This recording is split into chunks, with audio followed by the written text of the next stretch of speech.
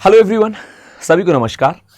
स्वागत करता हूं मैं आपका दोस्त और होस्ट पार्थ यहाँ पे, खासकर उन सभी स्टूडेंट्स का जो कि यहाँ पे नाबार्ड को अपना टारगेट बनाना चाहते हैं, जो नाबार्ड एग्जाम के लिए जिन्होंने नाबार्ड डीए 2026 का एग्जाम जो है देने की ठान ली है, जिन्होंने ये सोच लिया है कि इस एग्जाम की हम तैयारी कर रहे हैं और इस एग्जाम को हमें निकालना है 10 का। स्वागत करता हूं मैं आपका उन सभी के लिए। किसी भी एग्जाम को निकालने के लिए कुछ चीजें बहुत इंपॉर्टेंट होती हैं जिनको जानना बेहद जरूरी होता है। तो यहां पे हम दोस्तों उसी चीज को लेकर बात करेंगे, स्ट्रैटेजी को लेकर, कि आखिर यदि हम बात करें नाबार्ड को लेकर और खासकर डीए के एग्जाम को लेकर, तो यहां पे प्रीलिम्स और मेंस, पहले तो आपको ये क्लियर होना चाहिए कि इस एग्जाम में प्रीलिम्स में क्या आता है और मेंस में क्या आता है। हमें ये मालूम होना चाहिए कि कौन कौन से सब्जेक्ट ऐसे हैं जो कि हमें तैयार करने हैं। उसके ही बाद हम स्ट्रैटेजी पे बात कर पाएंगे, तभी हम स्ट्रैटेजी को कंप्लीट कर पाएंगे। तो सबसे पहली बात यदि मैं स्टार्ट करूं दोस्तों इसकी स्ट्रैटेजी को लेके, तो पहले तो आप ये समझ लीजिए कि स्ट्रैटेजी में जब हम प्रीलिम्स की बात करते हैं तो बहुत अच्छे से हमें मालूम होना चाहिए मैथमेटिक्स, रीजनिंग और इंग्लिश, ये 3 सब्जेक्ट इसके लिए मेन होते हैं। और तीनों मेन होते हैं, लेकिन इसमें जो सबसे ज्यादा मार्क्स बटोरने वाला सब्जेक्ट है, जो सबसे ज्यादा मार्क्स अपने आप में मार्क्स को गेन कर लेता है, वो होता है इंग्लिश, जो कि 40 नंबर का आता है। मैथ्स और रीजनिंग 30 मार्क्स के आते हैं। तो इस तरह से टोटल मार्क्स आपके कितने हो गए? 100, राइट।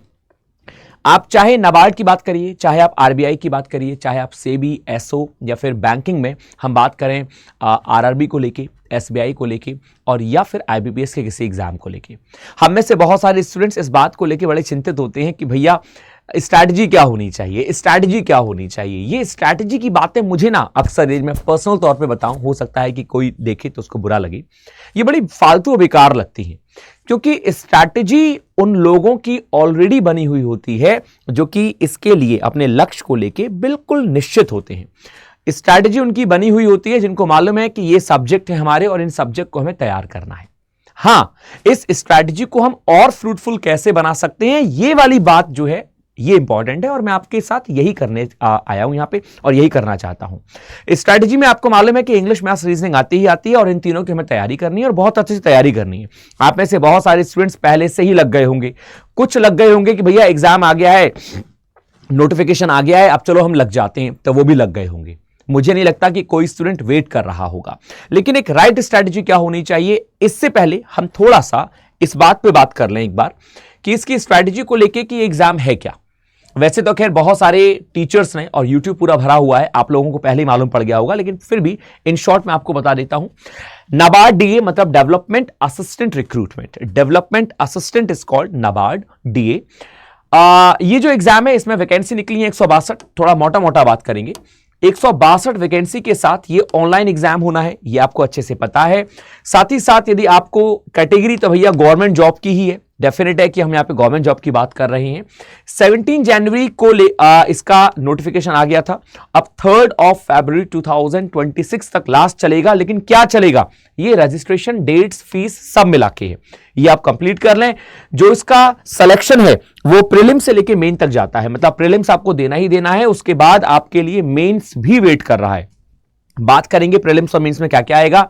सैलरी की बात करें तो 32,000 इसकी सैलरी है, 32,000 जो कि एक स्मार्ट सैलरी है, और उसके आगे भी पर्क्स और अलाउंस बहुत सारे मिल जाते हैं आपको। जॉब लोकेशन जो होगी, इसकी लोकेशन आपकी ऑल ओवर इंडिया होगी। कभी कभी कुछ लोग कुछ स्टूडेंट्स लोकेशन को लेकर सोचते हैं कि यार अगल बगल में लग जाएगी क्या, हमारे गांव के पास, हमारे कस्बे के पास, तो जी नहीं, इसकी ऑल ओवर इंडिया होगी, मतलब कहीं भी लग सकती है। ठीक है, थोड़ा आगे चलते हैं, तो थोड़ा आगे बात कर लीजिए दोस्तों। इंपॉर्टेंट डेट्स जो कि सबसे ज्यादा इंपॉर्टेंट है।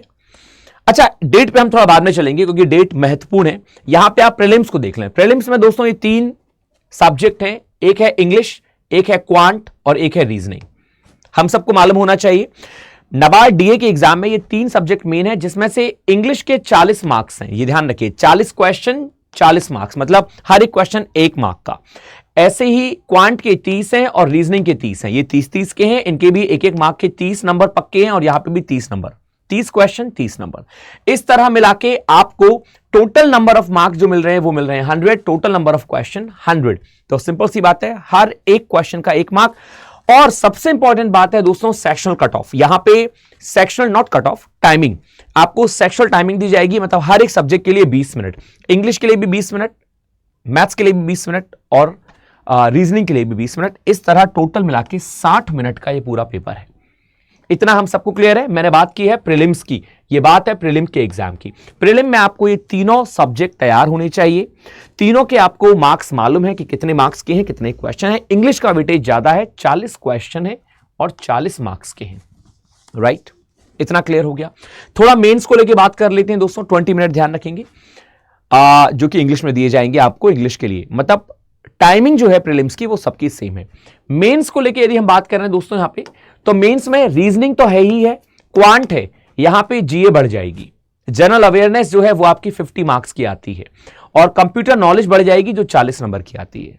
मतलब टोटल देखने वाली बात ये हुई, यहां से इंग्लिश हट गई, ऑब्जेक्टिव से मेंस में भी ऑब्जेक्टिव आता है, और मेंस में ऑब्जेक्टिव में इंग्लिश हट चुकी है। रीजनिंग के 30 मार्क्स, मैथ्स के 30 मार्क्स और जनरल अवेयरनेस के 50 मार्क्स, तो 5, 6, 7, 8, 80 और 30, 120 मार्क्स ये हो गए, 40 नंबर ये हैं, तो ये कितने हो गए? ये तो 150 होने चाहिए। 5, 4, 9 और 30, 20 और 30, 50, 150, 30 है 80, ठीक है। 150 नंबर का टोटल आपका ऑब्जेक्टिव है। अब इंग्लिश नहीं आएगी, इंग्लिश भी आएगी, लेकिन इंग्लिश आएगी दोस्तों आपकी डिस्क्रिप्टिव राइटिंग में। यहां पे थोड़ा फेरबदल हुआ, मेंस में जो इंग्लिश आएगी वो डिस्क्रिप्टिव राइटिंग में आएगी, जो कि 3 चीजें आएंगी, 50 मार्क्स की आएंगी, नंबर ऑफ मार्क्स 50 होंगे, और मिनट दिए जाएंगे आपको 30 मिनट।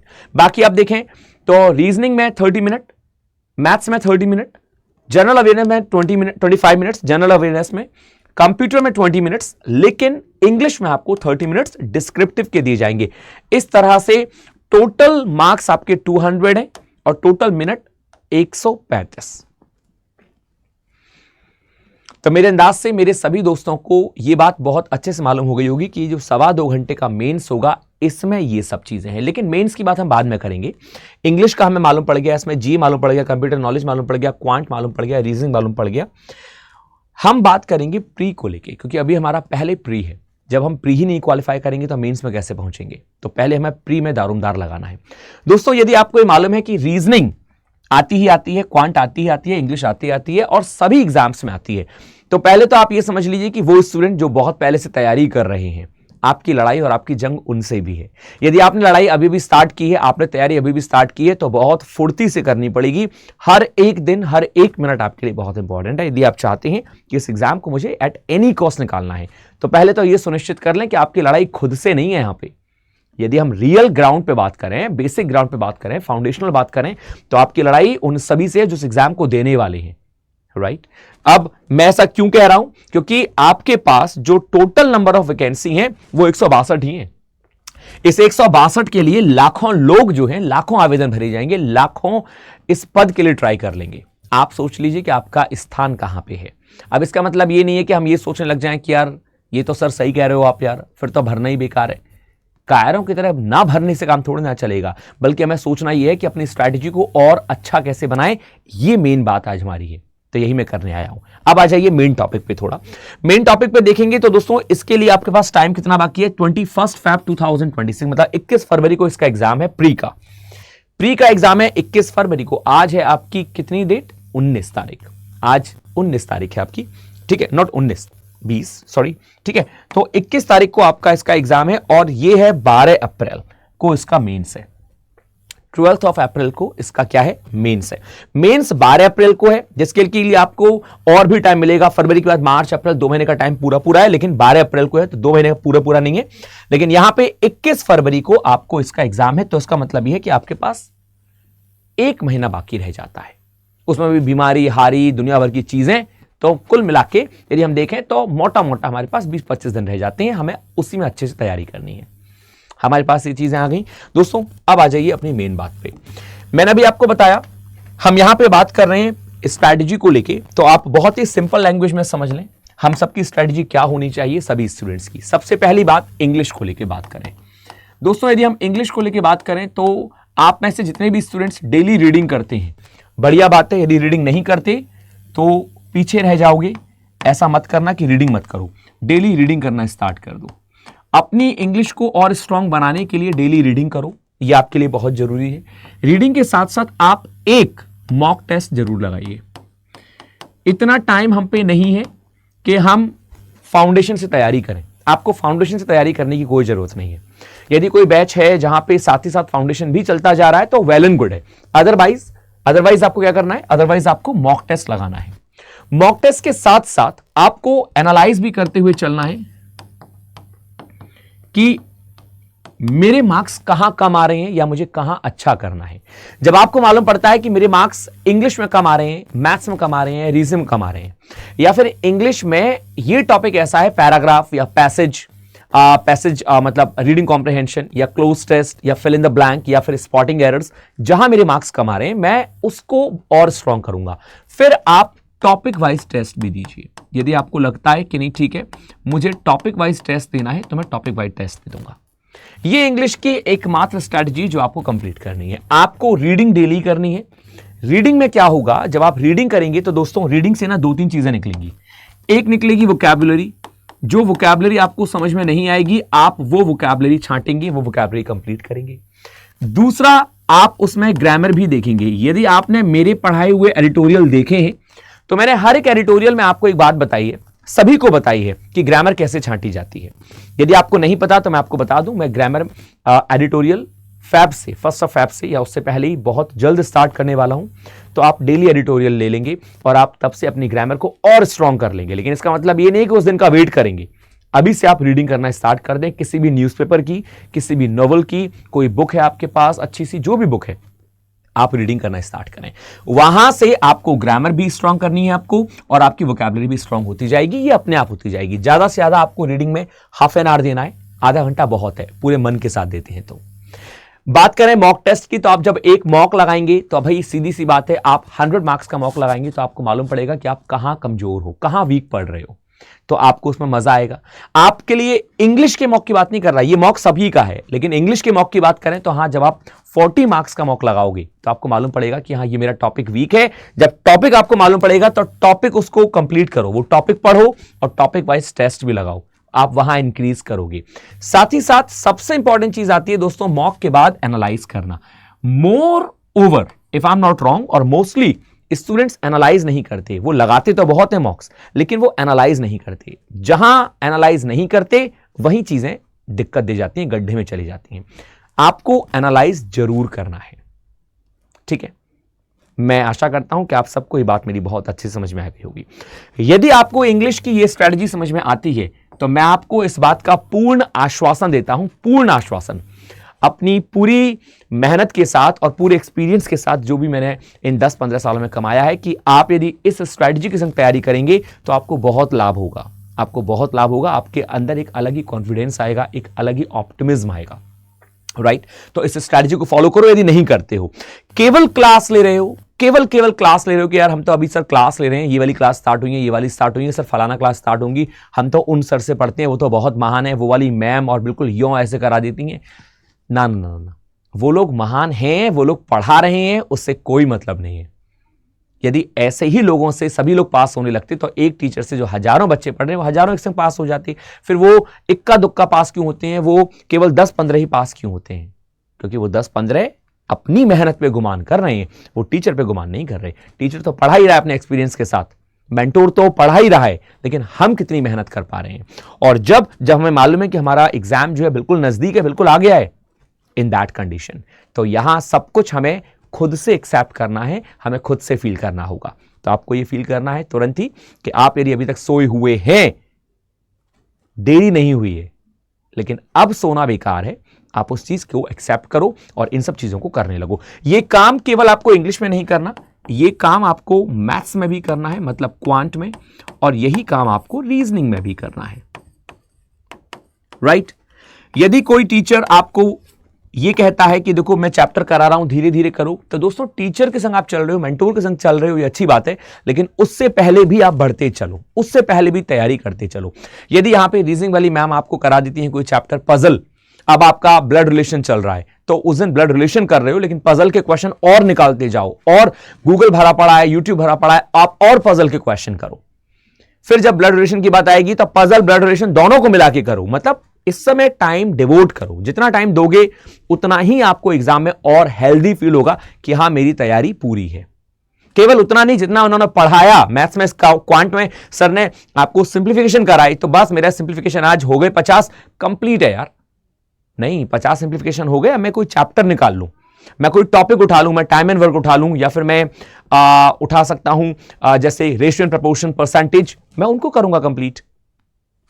समय बहुत महत्वपूर्ण है, ये जो इस समय है खासकर उन स्टूडेंट्स के लिए जिनका एग्जाम सब जानते हैं कि 21 फरवरी को है, राइट।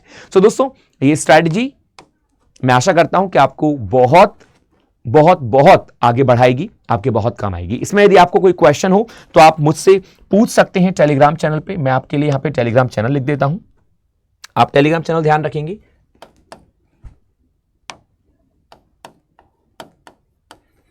इस टेलीग्राम चैनल को मेरे सभी दोस्त ज्वाइन कर लें, English with Partha.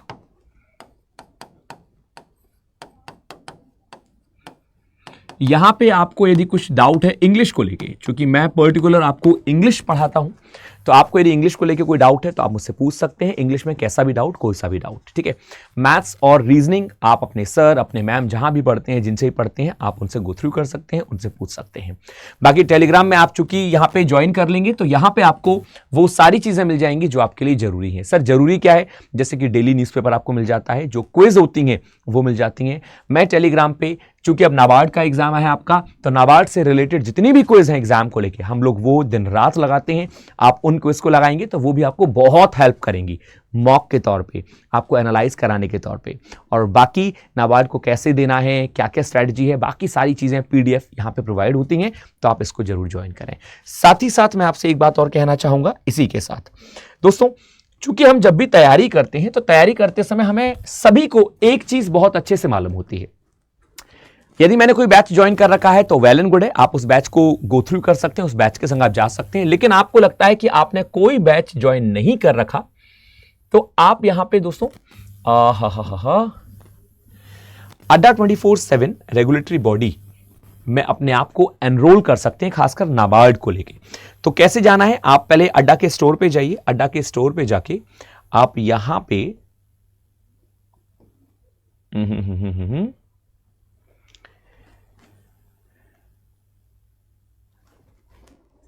All courses पे जा सकते हैं। ऑल कोर्सेज पे जाके दोस्तों यहां पे है रेगुलेटरी बॉडी, आप यहां पे इस पे क्लिक करेंगे तो क्लिक करने के बाद आपको डायरेक्ट यहां पे नाबार्ड का बैच जो है वो दिख जाना चाहिए, जो शायद यहां पे है।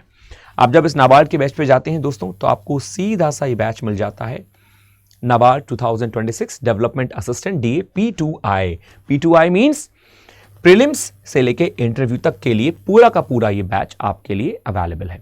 आप चाहें तो इसमें एनरोल कर सकते हैं, क्योंकि इसमें जितने भी आपके मेंटोर्स हैं वो सारे के सारे मेंटोर्स आपको लाइव पढ़ाते हैं, नो रिकॉर्डिंग क्लासेस, आपको लाइव पढ़ाते हैं। आपको इस बैच की प्रॉपर नॉलेज चाहिए तो आपको यहां मिल जाएगी proper knowledge, free live classes आपको यहां पे दिख जाएंगी। यदि आप प्रीव्यू को देखोगे तो प्रीव्यू में जितने भी टीचर्स हैं उनकी आपको फ्री लाइव क्लासेस दिख जाएंगी, ठीक है, नाबार्ड को लेके। जैसे कि यहाँ पे मैथ्स बाय राहुल सर, ठीक है, यहाँ पे मैथ्स की राहुल सर की क्लास है, बाकी टीचर्स की भी शायद यदि अपलोड नहीं है तो वो अपलोड हो जाएंगी, ठीक है। यदि आपको जैसे रिकॉर्डेड वीडियोस काफ़ी हैं, लिमिटेड बैच साइज तो जो है वो है ही, फैकल्टीज एक्सपर्ट हैं, इसमें कोई डाउट नहीं है यहाँ पे। अच्छा, यहाँ पे टीचर्स आपको देखने को मिल जाएंगे, जैसे कि मैम हैं, सर हैं, यहाँ पे मैम हैं, यहाँ पे ये वाले सर आ गए, और सारे सर, संदीप सर हैं, वैभव सर हैं, मतलब सारे के सारे टीचर्स के बारे में भी आप देख सकते हैं। तो ये जो बैच है ये प्रॉपर आपके लिए नाबार्ड DA का बैच है, आप इसको जरूर ज्वाइन करें, इससे आपको और सफलता मिलेगी और सक्सेस मिलेगी। कभी कभी ऐसा होता है कि हम पर्टिकुलर बैच ज्वाइन करना चाहते हैं किसी एग्जाम को लेके, तो यहाँ पे आपको एग्जाम ओरिएंटेड क्वेश्चंस मिलेंगे जो कि आपके लिए बहुत हेल्पफुल होंगे। इस बैच में एनरोल करने के लिए आप कोड यूज कर सकते हैं, मैं आपको कोड बता देता हूं। इस कोड को यूज करेंगे तो आपको डिस्काउंट में मिलेगा, तो आप कोड यूज कर सकते हैं। जैसे आपने बाय नाउ पे क्लिक किया तो बाय नाउ पे क्लिक करके आप यहाँ पे एंटर कर दें कूपन कोड,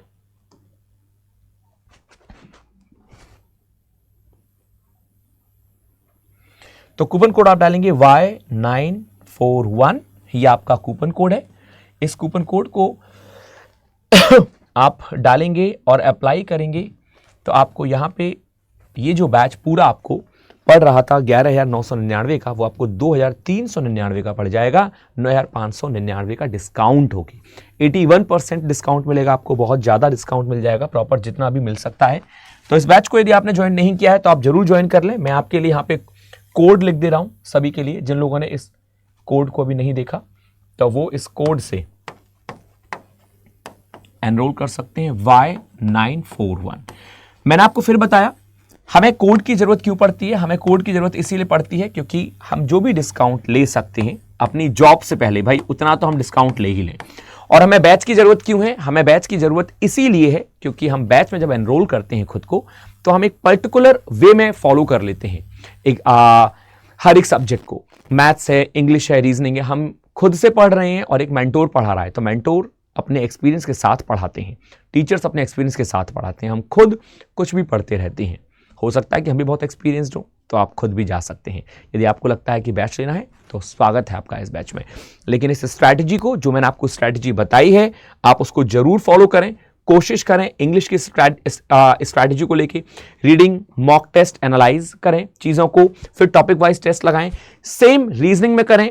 रीजनिंग में भाई रीडिंग जैसी तो कोई चीज़ नहीं है, लेकिन आप मॉक टेस्ट जरूर लगाएं, चैप्टर वाइज टेस्ट जरूर दें। सेम मैथमेटिक्स में आता है। अपनी स्किल्स को डेवलप करने के लिए आप सबसे ज़्यादा सिंप्लीफिकेशन लगाएं। यदि आपकी मैथ्स वीक है तो सिंप्लीफाई करें चीज़ों को, सिंप्लीफिकेशन लगाएं, चैप्टर वाइज चीज़ों को करें, DI करें और बाकी सर की हेल्प लें। This is what all about from my side. So thank you everyone. मैं आशा करूंगा कि ये सारी चीजें आपको बहुत अच्छे से समझ में आई होंगी कि क्या होनी चाहिए प्रिपरेशन स्ट्रैटेजी, हम प्रिपेयर कैसे करें, आखिर वो क्या करें जो हम सबके एग्जाम के लिए बहुत जरूरी है।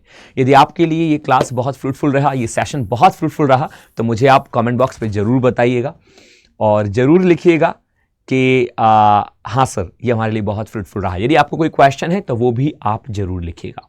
बाकी सभी को मेरा राधे श्याम, सभी को मेरा नमस्कार। Wish you all the best for your exam, and I wish and I hope that you are going to do best. You are a flame. आप बहुत अच्छा करोगे। नमस्कार।